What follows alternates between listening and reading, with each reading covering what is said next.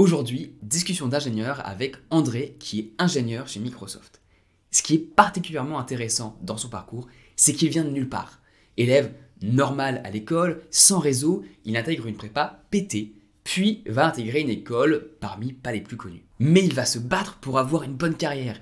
Commençant avec son premier stage, il va postuler à plus de 100 offres pour aller aux États-Unis, son rêve dans la Silicon Valley. Il va même aller jusqu'à contracter un emprunt pour pouvoir subvenir à ses besoins sur place. Il en revient avec une expérience fantastique sur le CV, en continuant à faire des projets personnels à gauche et à droite, et en se préparant aux entretiens techniques pour ensuite intégrer IBM. Et 1 an et demi plus tard, il intégrera enfin Microsoft, où il travaille actuellement, et il espère être muté aux États-Unis dans les prochains mois ou années. Ce podcast, il peut particulièrement t'intéresser si tu aimerais rejoindre un groupe dans la Big Tech, si tu aimerais comprendre comment trouver un bon stage dans ta carrière, même sans réseau, en commençant de zéro.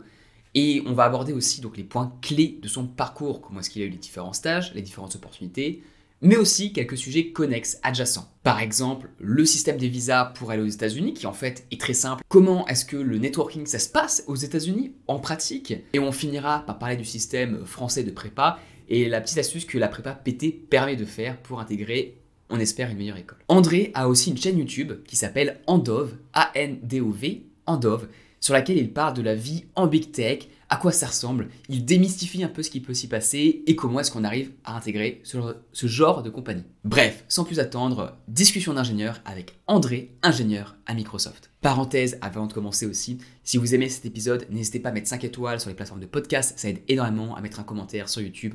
Bref, vous connaissez, merci, à très bientôt. Merci Andov d'avoir accepté de discuter de ton parcours et de ce que tu as pu faire en tech. Est-ce que tu pourrais nous en dire un peu plus sur toi d'abord, te présenter? Oui, bien sûr. Salut Thomas, salut à tous. Moi, c'est Andov. Je suis actuellement ingénieur chez Microsoft et je commence un petit peu à créer du contenu sur Internet. Je suis né à Marseille, donc j'ai étudié tout mon lycée à Salon-de-Provence, donc une petite ville dans le sud-est. Et suite au lycée, en bac S, j'ai continué vers les classes préparatoires aux grandes écoles. Donc j'ai fait filière PT, donc ceux qui connaissent, PTSI, PT. Et suite aux classes préparatoires, j'ai intégré l'école UTBM, l'Université de technologie Belfort-Montbéliard. Mhm. Donc, c'est une école d'ingénieur un peu particulière parce qu'elle a le double statut école d'ingénieur, donc CTI, etc.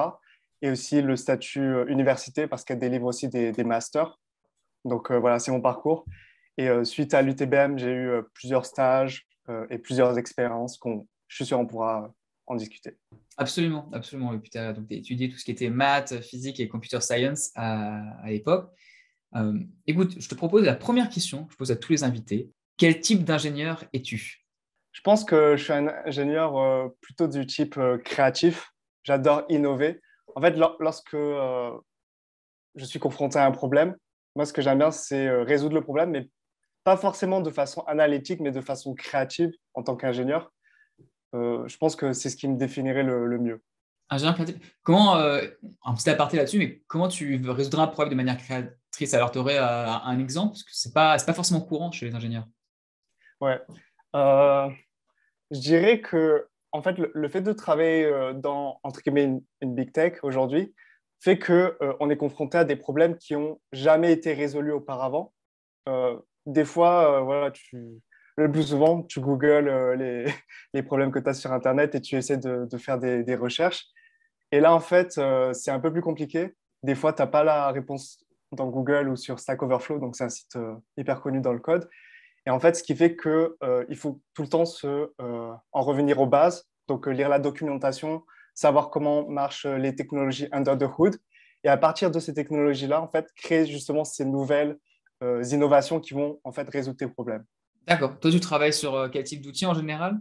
Donc là, chez Microsoft, je suis plus dans le web, technologie web, donc back-end et front-end. Et en fait, là, je travaille dans l'équipe Office, Microsoft Office, donc Outlook, Word, Excel, PowerPoint, des choses comme ça. Ok, non, ça fait sens. Ok, ok. Bah, avant qu'on revienne sur Microsoft, qui est ce que tu fais actuellement et qui peut intéresser beaucoup de personnes, j'aimerais qu'on revienne aussi justement sur les moments pivots qui ont pu déterminer ton début de carrière et comment tu as réussi à intégrer. Et il y en a deux particuliers avant Microsoft sur lesquels j'aimerais revenir. Le premier, c'est ton stage à VR Playhouse. à Los Angeles. Et comment est-ce que tu as pu décrocher un stage comme ça aux États-Unis? Comment est-ce que tu t'y es pris? Est-ce qu'il y a une histoire derrière? Raconte-nous. Alors oui, donc ce qui est bien dans mon école d'ingénieur, donc l'UTBM, c'est que on a deux stages d'une durée de 6 mois. Donc les deux stages sont longs. Et en fait, pour VR Playhouse, comment dire, si j'avais un conseil à donner aux gens qui cherchent un stage aux États-Unis, c'est vraiment déjà d'abord de chercher au niveau du réseau, donc que ce soit des amis, de la famille ou juste des amis de professeurs, parce que ça, c'est vraiment ce qui aide le plus. Mais moi, personnellement, j'avais aucun network, aucun contact, donc j'ai fait la deuxième méthode, donc qui est la méthode forceur. Donc, en gros, j'ai vraiment postulé à un maximum d'entreprises, euh, à peu près plus de 110 entreprises. Donc, vraiment, j'essaie de regarder. En fait, le but, c'est vraiment de trouver des annuaires d'entreprises et ensuite de les contacter. Et en fait, comment je contacte ces entreprises? Il y a plusieurs façons. La première façon, c'est la façon classique. Donc, tu vas sur le site de l'entreprise, tu vas dans la partie career et il y a sûrement des job postings. La deuxième façon, c'est d'aller sur LinkedIn, Glassdoor, ces choses-là. Et ensuite, la troisième façon, c'est comment dire, les façons moins traditionnelles. C'est-à-dire que moi, ce que je faisais, c'est que des fois, bah, sur les sites de start-up, il n'y a pas de section jobs, mais il y a tout le temps une section contact. Et en fait, dans la section contact, j'écrivais carrément ma lettre de motivation que oh, je suis un étudiant français ingénieur, je souhaiterais rejoindre votre entreprise, etc. Et voilà, et essayer d'écrire les meilleurs messages possibles, en fait, les plus engageants possibles, que ce soit quand tu contactes les entreprises via cette petite section contact ou via la section ou dans les DM sur LinkedIn, par exemple. Par exemple, une technique que je faisais et qui, je pense, est pas trop connue, c'est quand je contacte une startup à Los Angeles, souvent, bah, je copiais le nom de la startup, j'allais dans Google News, je collais le nom de la startup et ensuite je regardais en fait les articles de cette startup parce qu'en fait, aux États-Unis, il y a une culture un petit peu du marketing, même si tu as une petite startup, souvent tu as des petits blogs peut-être qui parlent de ta startup. Et en fait, quand tu contactes cette entreprise, tu dis ah, salut, je suis un petit ingénieur, j'ai vu que j'ai entendu parler de votre entreprise via ce petit blog-là. Et du coup, ils se disent, ah ouais, il lit ce petit blog. Enfin, vraiment essayer d'avoir le message le plus engageant possible. Et dès qu'en fait, tu passes le premier message, tu as une première réponse, genre là, tu peux continuer la conversation. Mais j'avoue que c'est très compliqué. Le plus dur pour moi, je pense, c'est de rendre vraiment clair au niveau des visas. Parce qu'aux États-Unis, je ne pensais pas que c'était aussi pointueux, mais vraiment, genre, je m'en souviens au tout début, j'envoyais juste mes messages de motivation et il me disait et comment ça se passe pour les visas et comment ça se passe pour les visas. Et du coup, après genre 20 essais, bah, tu changes ta technique, tu changes ton message, tu parles du visa dès le départ, etc. Donc voilà, si je devais donner un conseil, c'est vraiment d'évoluer à chaque fois. Si à partir de 20 postulations, bah, ça ne marche pas, bah, tu dois changer de technique, tu dois évoluer et essayer en fait de voir ce qui marche. Et les visas, ça marche comment d'ailleurs pour les stagiaires? Parce que moi, je ne savais même pas qu'un stagiaire pouvait faire un stage aux États-Unis. Enfin, ouais, je ne pensais pas que c'était possible. C'est parce que tu es en tech que c'est spécial ou c'est n'importe qui? Non, non, c'est n'importe qui en école. Donc, en fait, les stages, ils sont aux États-Unis, c'est sous le statut visa J1, G1. Donc, en fait, c'est pas compté comme un internship, mais plus comme un student exchange, tout simplement. Ah, Donc, ok. c'est un peu le même visa, ouais. J1. Et faut savoir que c'est presque automatique. Ouais, genre, il n'y a pas de prérequis, etc. Ah, incroyable. Tu postules, tu paies un petit peu. Donc, tu paies un petit peu au niveau des dossiers, etc. Je ne sais plus les prix, mais c'est en dessous des 2000, peut-être dans les Hmm. 1000 euros. Je sais plus exactement. Mais voilà, ça se fait. Il faut simplement trouver une entreprise qui veuille bien remplir les papiers. D'accord. Et donc, VR Playhouse, est-ce qu'il y avait des Français à l'intérieur ou est-ce que c'était que des Américains? Comment? Non, c'était une petite start-up. Donc, on était 5 personnes avec moi. C'est minuscule. Ben, c'est un petit peu, voilà, c'est la culture en Californie, les petites start-up qui bubble up, quoi. Ça commence tout le temps par vraiment un petit corps. Et du coup, tu es vraiment proche. Tu parles au CEO, au CTO tous les jours. Donc, voilà, c'est vraiment motivant. Euh, Pourquoi j'ai choisi de faire un stage en start-up? Premièrement, déjà, c'était mon rêve d'aller aux États-Unis, en Californie. Et aussi, je voulais en fait apprendre ce que c'était que l'environnement d'une startup en Californie. Est-ce que j'allais aimer cet environnement? Je voulais aussi apprendre à mieux coder. Donc, VR Playhouse, le VR, c'est pour Virtual Reality. Et en fait, cette startup, elle était spécialisée dans la création et le développement d'applications en réalité augmentée et réalité virtuelle. Donc voilà, je voulais vraiment apprendre un peu Et plus sur cette industrie pour savoir. il Ouais. code en quoi là-dedans? Enfin, c'est quoi les types d'outils qu'on utilise en VR? C'est Unity C Sharp Ouais, et Unreal Engine C++.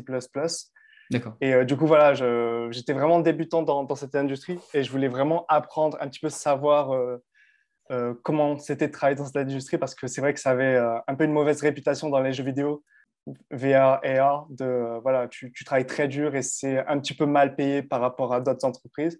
T'étais payé d'ailleurs là-bas en tant que Français ou...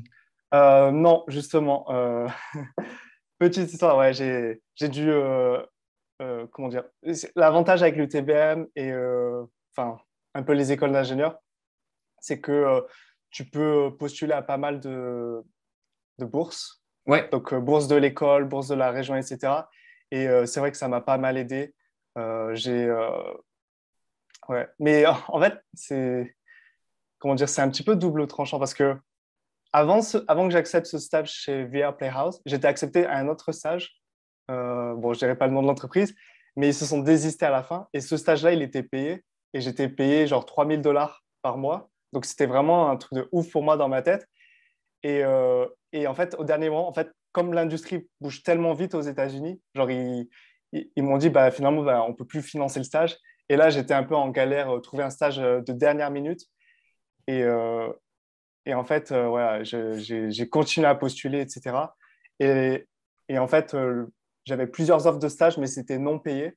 Et il faut savoir qu'aux États-Unis, les stages non rémunérés, c'est légal, peu importe la longueur du stage. Donc moi, c'était un stage de 6 mois, comme je disais. Hmm. Et c'est pour ça que voilà, c'est des décisions vraiment pas à prendre à la légère.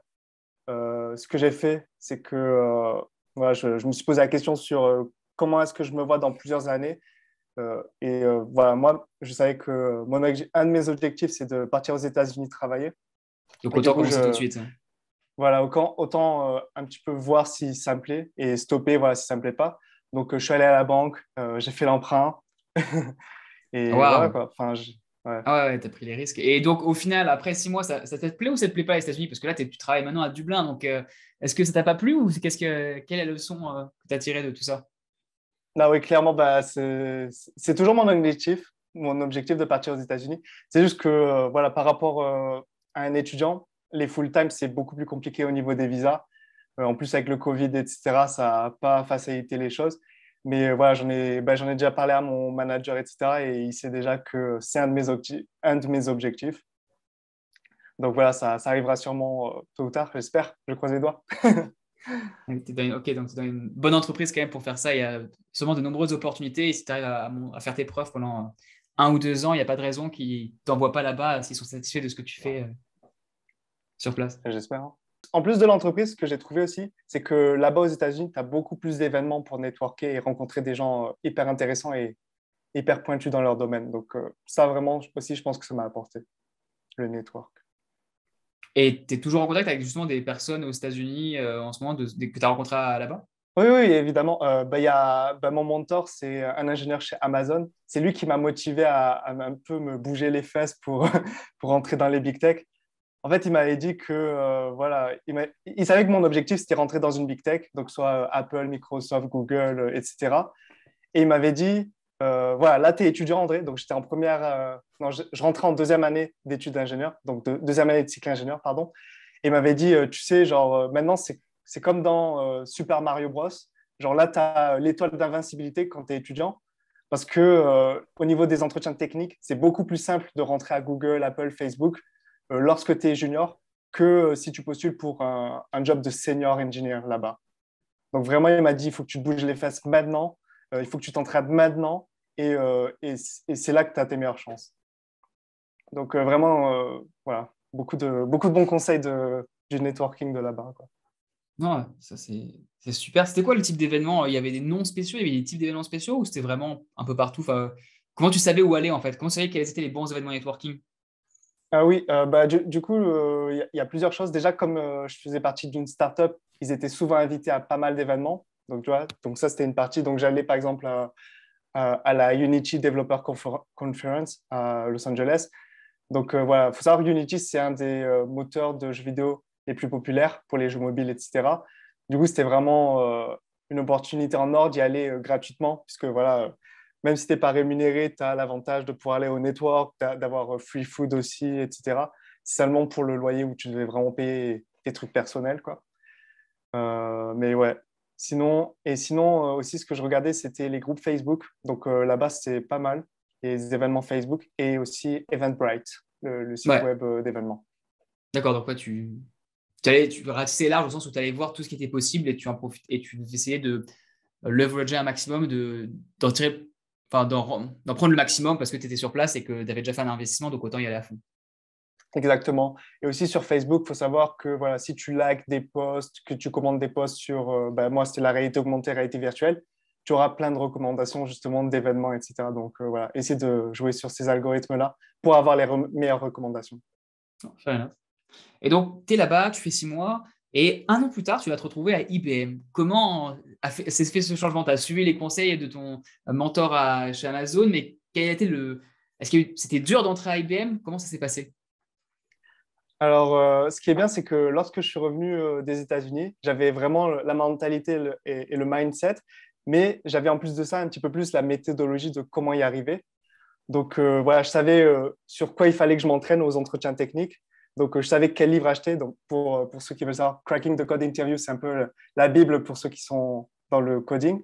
Et en plus de ça, en fait, voilà, il y avait certes les US, donc qui est, je pense, à mon humble avis, les US, c'est un peu overrated quand on revient en France.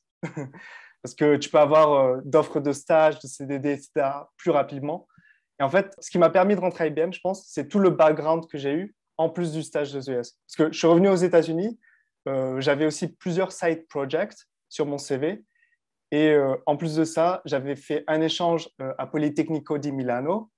Donc, en gros, c'est la meilleure école d'ingénieur d'Italie.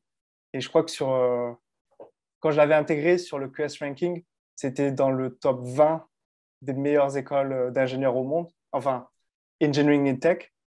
Et voilà, c'est aussi un conseil que j'ai peut-être pour ta communauté.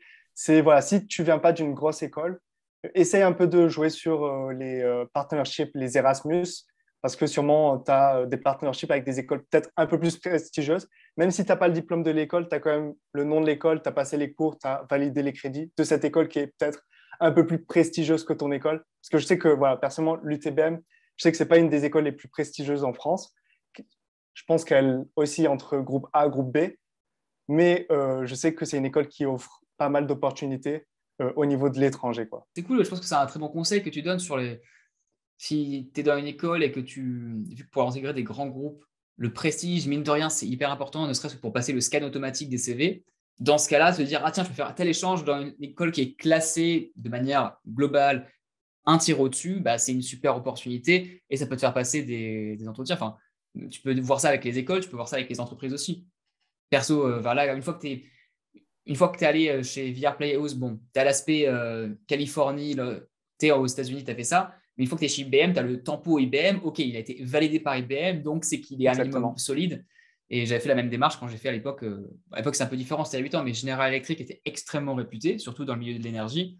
Et une fois que j'avais ça, en fait, même au niveau anglo-saxon, dès que je postulais quelque part, c'est ah, il vient de General Electric, on va lui parler. Et toi, ça va être la même chose une fois que tu as intégré justement IBM, ça rend toutes les choses plus faciles derrière.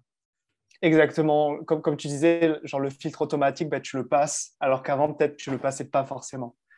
Et donc, pour revenir sur IBM, donc, j'avais VR Playhouse, j'avais Politecnico di Milano, j'avais aussi plusieurs side projects. Ah, c'était des trucs genre des petits sites web, des petits blogs, etc., que je codais from scratch, des petites applications mobiles voilà, sur quelques petites passions de mes amis, genre sur les films, etc. Les side projects, c'est vraiment important, je trouve, en tech, surtout si tu n'as pas d'expérience, parce que c'est entre guillemets de l'expérience gratuite. Genre, ça prouve que toi-même, from scratch, tu as pu vraiment développer une application et peut-être même la ship sur l'App Store, le Play Store, etc. Quoi, ça montre que tu veux apprendre, tout simplement. Et ensuite, Et ouais. pour ajouter à ça, c'est hyper important de faire des petits projets, je suis d'accord, et surtout de les finir.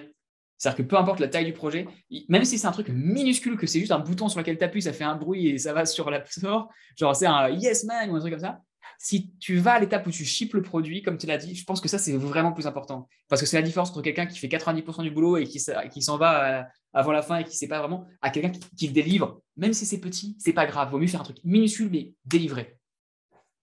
100% d'accord. Get it done. Ouais, get it done, get it out of the way, et t'avances, quoi. Exactement. Et en plus de ça, en fait, durant un été, en fait, au lieu d'aller en vacances, voilà, j'avais fait un CDD chez Diginext, donc a été racheté par CS Group. Donc là, c'était un CDD carrément. Donc, j'étais même pas étudiant, j'étais même pas ingénieur, mais j'avais déjà un CDD ingénieur, entre guillemets, quoi, dans le milieu de la défense. Et en fait, tout ce background, en fait, ça a vraiment impressionné IBM. Ils étaient en mode, ah oui, lui, il en a vraiment envie, il en a vraiment sous le capot. Et voilà, et ensuite, j'ai passé les entretiens et ça, c'est très bien passé. Cool, donc Euh, c'était les entretiens, le type d'entretien auquel tu t'attendais, puisque tu t'es préparé aux entretiens techniques. Et il y a eu combien de tours d'entretien à IBM? IBM, c'était vraiment différent des entretiens Big Tech classiques, je dirais, puisque c'était IBM en France, c'était pour Global Services, donc c'était un peu comme les ISN. En gros, tu as test en anglais, tu as un test de logique qui, je suppose, est un genre de test de QI, et ensuite, tu as entretien RH, donc là, j'ai utilisé la star technique, et ensuite, entretien technique, donc là, c'était plus avec un tech lead. Et en gros, il te pose des questions techniques. C'était vraiment orienté JavaScript. Parce que, ouais, je ne l'ai pas dit, mais suite à mon stage aux États-Unis, j'ai compris que voilà, c'était peut-être pas forcément ce que je voulais faire, la VR AR. Et je me suis plus dirigé vers les technologies web. Et donc, voilà, donc le stage chez IBM, c'était plus orienté web. Et du coup, ben, j'avais pas mal de questions au niveau technologie web. Donc, en gros, concrètement, il te montre a piece of code, genre du code, et il dit, voilà, qu'est-ce que ça retourne, qu'est-ce que ce code il fait, voilà, simplement. Donc, c'est bien passé. Et je pense que je peux dire que vraiment IBM, ça a été vraiment un gros, gros tournant dans ma carrière lorsque je suis rentré dans IBM. Donc voilà, en plus du prestige, comme tu disais, qui te fait passer les filtres des big tech, j'ai remarqué que quand tu rentres dans une grande entreprise, dans un gros groupe, tu es dans un environnement en fait qui te permet d'avoir une growth, une croissance plus rapide dans ta carrière. Donc notamment en fait, ce que j'ai remarqué, c'est qu'on avait pas mal de formations en interne qui te permettaient d'avoir des compétences vraiment avancées.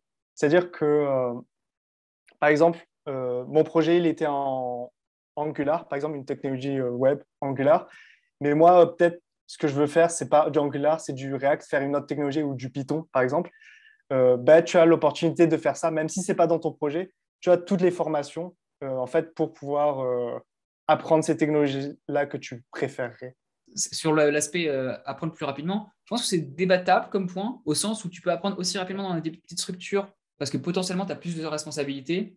Mais je pense que là où ça change et là où je te rejoins, c'est que tout est déjà là et c'est plus facile. C'est-à-dire que tu as moins d'énergie à fournir, à te battre pour réussir à avoir des trucs de niveau avancé. Non, tu as déjà des experts, tu as déjà des formations, tu as déjà des pathways. On sait que si tu arrives là et que tu veux faire ça, bah, tu fais ta, ta, ta, ta, ta. Et ça, c'est incroyable comme avantage, enfin, comme environnement pour grandir. Je voyais sur LinkedIn que tu avais une sorte de médaille par rapport à ce que tu avais appris au sein de Ah l'IBM. oui. Enfin, j'imagine que rien que le fait qu'il y ait des médailles pour ça, ça montre à quel point ils mettent le paquet sur le fait que tu puisses apprendre. Enfin, c'est passé les commandes d'ailleurs, ça. Oui, oui, c'est ça. C'est, en fait, en fait, il value vraiment le fait que tu veuilles apprendre plein de choses. Et en fait, ce qui est puissant, c'est genre, bon, les gens de la tech connaîtront sûrement, mais par exemple, il y a une plateforme de formation qui s'appelle Udemy. Et en fait, lorsque tu rentres chez IBM, mais ils te donnent une licence pro Udemy. C'est-à-dire que tu as accès à tous les cours Udemy. Donc vraiment, voilà, tu peux apprendre en fait toutes les technologies que tu veux sur Udemy pendant tes heures de travail, en dehors si tu veux aussi, si c'est ta passion. Et en fait, euh, lorsque tu, lorsque tu, lorsque tu complètes des cours sur Udemy ou sur des cours en interne IBM, tu as un genre de tracking en interne qui en fait compte tes heures de formation. Et en fait, moi, quand je suis arrivé chez BM, je suis rentré en tant que stagiaire, donc j'avais 6 mois de stage et j'étais en mode, voilà, je suis jeune, j'ai plein de choses à apprendre. Un peu l'imposteur syndrome, je connais rien à la vie. Du coup, je vais essayer d'apprendre un max de choses, vraiment saigner le plus possible cette licence Udemy Pro, apprendre le plus de choses possible. Et voilà, après, voilà, ça a été récompensé, entre guillemets, voilà, voilà, je faisais partie, je crois, des Gold Learners chez IBM, un truc comme ça. Après, voilà, tu peux bien sûr le mettre sur ton CV. Tu fais partie je sais plus, je crois que c'est top 10% parmi les 350 000 employés d'IBM avoir le plus appris, des choses comme ça. Donc, ça te vend, entre guillemets, ça rajoute du cachet sur ton CV. Mais en plus de ça, genre, tu as appris vraiment énormément de choses, quoi. Et tu sais que, voilà, lorsque tu seras sur de nouveaux projets, tu pourras les tackle plus facilement, plus en confiance en tout cas.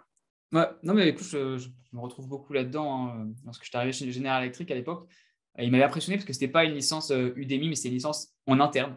Et ils avaient les meilleures formations que j'ai jamais vues. Même là, hein, j'ai LinkedIn Premium depuis, enfin le LinkedIn Learning, pardon, qui est offert par le travail depuis 2 boulots.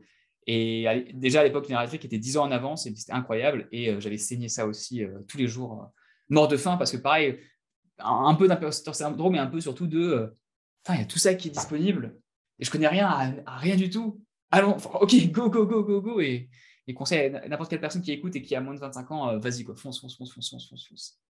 Exactement. C'est- Tu connais rien à la vie et apprends voilà, le plus de choses possible, quoi. C'est ouf quand même que General Electric, ils avaient déjà ça à l'époque. Et en vrai, leur formation, même il y a 10 ans, était meilleure que ce que je trouve sur LinkedIn en ce moment. C'était incroyable. Mais à l'époque, il faut bien comprendre que General Electric en énergie, c'était numéro 1 aux États-Unis comme employeur de choix pour un étudiant qui sortait en énergie.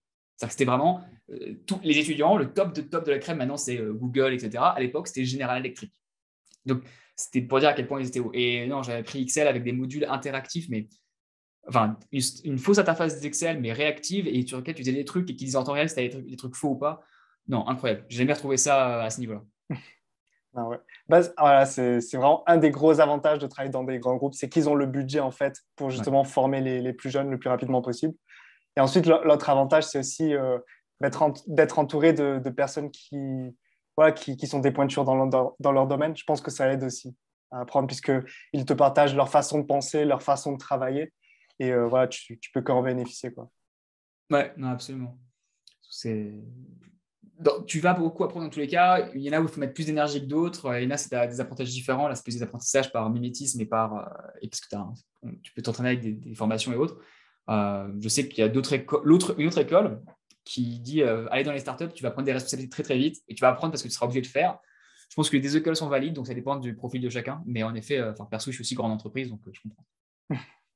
Non, ouais, bah, le fait d'avoir testé les deux, maintenant je comprends mieux un petit peu le flow. C'est vrai que les startups, il y a plus d'inconnus, tu es un peu plus dans le flou, et du coup, tu vas apprendre plus de choses parce que tu as plus de responsabilités, tu dois un peu être le gars à tout faire. Alors que c'est vrai que dans une grande entreprise, un grand groupe, c'est peut-être beaucoup plus structuré, c'est peut-être aussi plus défini sur les tâches que tu dois faire, quoi. Et je trouve que c'est bien d'avoir le mix des deux, de tester les deux en tout cas, et de savoir ce que tu préfères le plus. Absolument. Et donc, justement, tu as fait 1 an et demi à peu près chez IBM. Donc, 6 mois de stage et peut-être 1 an Enfin, tu vas sûrement me dire comment ça s'est passé, mais en gros, depuis 9 mois maintenant, tu es chez Microsoft. Comment s'est passée la transition? Pourquoi est-ce que tu peux dire pourquoi tu es parti, hein? Si tu ne veux pas parler de quelque chose, il n'y a aucun souci, mais est-ce que tu peux me raconter un peu l'histoire qu'il y a sur la transition, justement? Ah oui. Du coup, bah, ce qui s'est passé, c'est que genre, au bout de 5 mois de stage chez IBM, bah, je me suis dit, bah, voilà, mon CV il commence à être pas mal. Je vais postuler à toutes les big tech, donc Google, Facebook, Apple, Microsoft, Amazon, enfin voilà, toutes les big tech, que ce soit aux États-Unis, en Europe, etc. Et en fait, bah, là, il y a quelque chose qui s'est passé dans le monde, il y a eu une petite pandémie. Et en fait, bah, toutes les big tech, toutes les entreprises ont commencé à geler leur hiring process, leur recrutement. Et du coup, bah, je me retrouvais à IBM, donc j'étais en stage. Ce qui était bien, c'est que voilà, à IBM, bah, je performais pas mal. Dans les grands groupes, tu as aussi, en plus de ce tracking de temps de formation, as aussi un genre de tracking de performance. Donc, c'est pour un petit peu être plus fair pour les promotions, pour savoir qui promouvoir. Et ce qui était bien, c'est que durant mon stage, le tech lead m'avait noté en exceed expectation. Donc, voilà, j'avais bien performé. Aussi, je m'entendais vraiment, vraiment très, très bien avec l'équipe. C'était vraiment des personnes en or. Je garde toujours contact avec eux, d'ailleurs. Et du coup, voilà, genre, après avoir postulé au BugTech, j'avais zéro réponse. Et du coup, IBM m'a proposé un CDI et j'ai accepté. Donc, comme c'était entre guillemets mon seul choix à ce moment-là, Ouais, ouais. mais qui n'était pas un mauvais choix, donc j'ai tout simplement accepté. Et ensuite, voilà, donc j'étais software engineer chez IBM en CDI. Et au bout de 5 mois de CDI, il y a les big tech qui ont commencé à me recontacter. Euh, et là, je rentre dans les process. Et voilà, et ça s'est bien passé pour Microsoft. Et j'ai décidé d'accepter pour Microsoft, quoi, suite au process. Non, mais solide, Mais solide. c'était pas facile, quoi. C'est parce que, en fait, ce qui est dur, c'est de balancer entre avoir un CDI et travailler le soir sur les entretiens techniques. Hmm. Genre, Ouais, c'est pas facile. je travaille vraiment beaucoup. Ouais. Et Là, t'as en dû plus, avoir 2-3 mois horribles, non, en termes de charge de travail. non, ouais, je travaille quand même malade le soir pour les entretiens techniques. Et ensuite, pendant les vacances de Noël et vacances de Nouvel An, genre, je travaillais un max. Mes parents, ils comprenaient pas trop. Ils me disaient, mais pourquoi tu travailles? C'est les vacances. Genre, le soir du Nouvel An, j'étais en train de coder sur les entretiens techniques et je leur disais, non, mais t'inquiète pas, genre, j'ai envie de réaliser mon rêve, de rentrer dans une big tech. Je pense que tu comprends pas encore, mais voilà, ça va se faire et tout.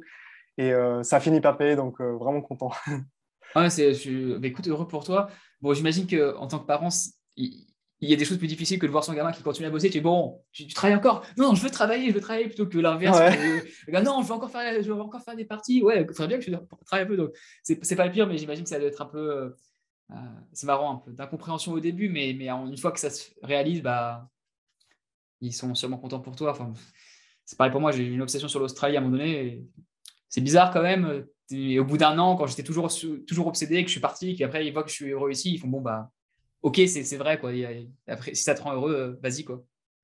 Non, je pense que c'est vraiment ce qui m'inspire le plus à propos de ton parcours, c'est que tu as réussi vraiment à vraiment voilà, designer ta vie en fonction de tes rêves. Voilà, ton rêve, enfin, après c'est une assumption, mais je pense que tu voulais être ingénieur vraiment en tant que job career, mais qu'à côté tu voulais vraiment aussi avoir des hobbies, genre aller surfer, faire ton hobby d'entrepreneuriat aussi avec ton entreprise, aider les. Je crois que tu aides les jeunes, avoir des stages ou même des CDI en Australie aussi maintenant. Euh, Disons que j'ai commencé par aider des gens à trouver du travail et des sponsors en Australie, et après, j'ai fait ma chaîne YouTube. Ah, ok, ok. C'est La dans chaîne cet YouTube, c'est ordre-là, en après. fait. J'ai commencé par aider les gens. Ce que je faisais déjà, en fait, au départ, et après, j'ai fait ma boîte avec, et puis après, j'ai fait du. Ouais, c'est vraiment un parcours inspirant. Genre, je pense que c'est un petit peu ce que je cherche à faire aussi, un petit peu aider les gens, un peu les inspirer à voilà, designer leur parcours vraiment en fonction de leurs envies, de leurs rêves, quoi. Est-ce que tu penses, bon, c'est une question plus pour toi, penses-tu que c'est un petit peu un défaut de l'éducation française voilà, parce que ils nous, ils nous forcent pas à nous spécialiser assez tôt. Genre, les personnes comme toi et moi qui savent pas trop quoi faire de leur vie, on peut, entre guillemets, se cacher sur des parcours un peu plus généralistes pour dire, oh, mais t'inquiète pas, tu vas rentrer dans ce parcours généraliste et tu pourras faire un petit peu tout ce que tu veux après. Est-ce que tu penses que c'est pas, entre guillemets, un défaut par rapport à peut-être des systèmes éducatifs comme comme américains ou même UK, où c'est plus, voilà, ils te demandent de te spécialiser assez rapidement? Euh, Penses-tu que c'est un défaut, la prépa, peut-être, par rapport à d'autres formations? Alors c'est un sujet qui est large. C'est un sujet qui est large. Personnellement, j'étais très heureux dans mes études. Enfin, globalement, bien sûr, il y a Ok, eu des hauts et des bas. J'ai adoré la prépa quand j'ai eu mon prof de maths de deuxième année et que j'ai enfin pu faire des vraies maths.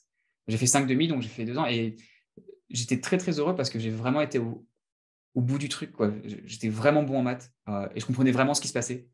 Euh, et enfin, j'adore, enfin, je trouve ça. J'aime beaucoup les maths. Donc, j'aime ok. beaucoup, beaucoup les maths. Et c'était vraiment beau. Enfin, il y a des trucs qui sont très beaux en maths quand tu arrives à. Mais faut tellement cravacher avant de pouvoir voir ce qui est beau que ce n'est pas tout déprimant. Et donc, j'ai beaucoup aimé. Et ensuite, l'école, ça permet de faire beaucoup de choses, notamment en association. Et je trouve que ce temps-là, j'aurais jamais su ce que je voulais faire avant ouais, 20, 22 ans. Donc, Euh, je suis très content d'avoir eu ce temps en plus. Donc, en fait, non, je regrette pas du tout. Tu Ok. m'aurais demandé de me spécialiser avant, j'aurais été spécialisé, mais j'aurais peut-être été plus triste, tu vois, parce que, enfin, je me serais épanoui dans ce que je fais, parce que de toute façon, c'est une question d'attitude, hein, de mindset aussi, tu t'épanouis dans ce que tu fais, mais je suis très heureux d'avoir eu beaucoup de temps pour faire beaucoup d'expériences différentes et d'avoir pu voir plein de choses différentes. J'aurais pas forcément eu envie de me spécialiser tout de suite. Après, forcément, ça a des inconvénients sur d'autres parties du système, etc. Et c'est un CC, c'est un système complexe, donc il y a plein d'externalités, de choses qui à prendre en compte. Ok. Moi non plus, j'ai pas forcément d'animosité. Peut-être qu'on a vécu aussi la prépa différemment. Genre, enfin, d'après ton parcours, enfin, je pense que tu étais plutôt bon en prépa. Moi, j'étais un peu nul. J'ai fait 5 demi aussi. Euh, donc, à la base, en fait, ben, j'ai fait prépa PTSI PT, pardon. Et en fait, à la base, je voulais aller aux arts et métiers. Alors, Ouais. j'étais extrêmement nul en mécanique, genre vraiment extrêmement nul. Mais comme je savais pas ce que je voulais faire, en fait, je cherchais quelque chose qui allait être, entre guillemets, prestigieux. Et en fait, pourquoi j'ai décidé de faire PT? Euh, dans mon lycée, un jour, il y a eu le forum des écoles. Et en fait, bah, j'ai vu le stand des arts et métiers et j'ai trouvé les gens hyper stylés avec leurs petites tenues des Gazards, etc. Et Ouais. je me suis dit, ah ouais, ils ont vraiment la classe. Ce qui est vraiment un très mauvais critère pour choisir son futur. Mais voilà, j'étais en mode, waouh, émerveillé par voilà, la classe. Et puis même quand tu parles à ces ingénieurs-là, tu étais en mode, ah ouais, ils savent vraiment voilà, ce qu'ils sont et ce qu'ils vont faire dans leur vie. Pour moi, en tant que lycéen qui savait absolument pas ce qu'il voulait faire et qui avait un niveau, ouais, j'avais un niveau moyen de lycéen. J'étais pas le meilleur de la classe, j'étais pas le plus nul. Euh, J'étais le meilleur, voilà, peut-être en seconde, j'étais premier de la classe, mais après ça, dès que je suis rentré en filière scientifique, j'étais clairement pas le premier. Ouais, ouais. Et Mais ouais, je pense que la prépa, ça dépend de comment tu le vis. C'est pas évident. Les arts et métiers, c'est marrant. Je vais faire ce qu'on appelle en anglais un shameless plug où je dis ça tombe bien, c'est la vidéo qui sort demain, qui sera sortie sur ma chaîne. Où non, j'ai vraiment été étudier les arts et métiers de fond en comble. Donc, c'est une super école. C'est une super école. Donc, je comprends que tu étais impressionné. C'est vraiment enfin, ouais, super école et PT, ça peut être un choix même très stratégique si tu es justement un peu plus moyen, on va dire, à l'école. Bah, tu fais PT, il y a moins en fait, il y a moins de concurrence. Donc, si tu te donnes à fond et que tu es prêt à bosser comme un fou, tu peux réussir à avoir des écoles, mais vraiment incroyables que tu n'aurais pas forcément eu si tu avais été en filière, on va dire, MP. Donc après, voilà, mais il faut zoner, hein, c'est comme tout, hein, il y a pas de. C'est pas t'arrives, ouais, non, non, c'est prépa, tu cravaches. Mais quand même, c'est un choix qui est stratégiquement intelligent. je pense exactement ça lorsque j'étais lycéen, que, entre guillemets, ça maximisait tes chances d'avoir, entre guillemets, une bonne école que tu n'aurais peut-être pas forcément eu si tu avais fait MP ou PT, ou vraiment là, tu as des pointures en maths. Après, la méca, je trouvais ça quand même assez dur quand même, c'est différent. Faut voir. Faut voir les forces et les faiblesses. Moi, j'avais fait SSVT, donc je connaissais vraiment rien en méca. Du coup, je me suis dit, bon, j'y vais, je vais voir. Mais ouais. Non, c'est cool. Est-ce que tu as une dernière chose, un dernier conseil que tu voudrais donner à un étudiant qui se pose des questions justement sur sa future filière ou ce qu'il aimerait faire, il hésite à devenir ingénieur, tu aurais un dernier conseil? Ouais. Essaye de rencontrer en fait les gens auxquels tu souhaites ressembler. Parce que c'est eux vraiment qui vont te donner les conseils et vraiment te dire la réalité des choses. Voilà. Qu'est-ce que c'est qu'être un ingénieur informatique? Qu'est-ce que c'est être un ingénieur dans l'énergie, etc. Et vraiment avoir leur retour. Voilà. Essayer de schedule un call, d'aller au forum des écoles, de rencontrer voilà, le plus de gens possible afin d'avoir la meilleure idée possible, la plus fidèle possible de ce que c'est qu'être ce genre d'ingénieur. Et est-ce que tu souhaites ressembler à ce genre d'ingénieur? Je suis à 100% d'accord et je rajouterais que s'ils veulent être ingénieurs en tech, en big tech, ils devraient aller sur ta chaîne YouTube pour voir les vidéos que tu fais car elles sont très instructives. La chaîne d'Andov, voilà. Merci. Écoute, Ouais, merci beaucoup je pour vais ton essayer d'en temps. poster un Ouais. peu plus. Je vais essayer d'être plus consistant pour aider un max de personnes. J'ai- c'est un petit peu l'idée de ma chaîne YouTube, c'était, voilà, j'avais pas de network, j'avais pas accès à ce genre d'informations. Maintenant que j'ai accès à ça, pourquoi pas essayer d'en faire profiter un maximum de gens qui puissent profiter de ces opportunités-là qui sont un peu life-changing, je trouve. Ouais, je suis tout à fait d'accord. Et bon, après, on passe en off, mais en tout cas, je pense que c'est des très belles paroles pour clôturer ce podcast, Ando. Merci à toi. Yes. Merci à toi pour l'invitation. Il n'y a pas de quoi. Merci d'avoir regardé cet épisode. Un énorme plaisir, toujours, ces longues discussions. Je vous invite à aller en voir une autre qui pourrait vous intéresser, qui s'affiche à l'écran sur YouTube ou à cliquer sur un autre épisode sur les plateformes de podcast. Si vous avez des idées d'invités que vous aimeriez que j'interviewe, n'hésitez pas à me les donner aussi, à me les communiquer. Et je vous souhaite une très bonne fin de semaine.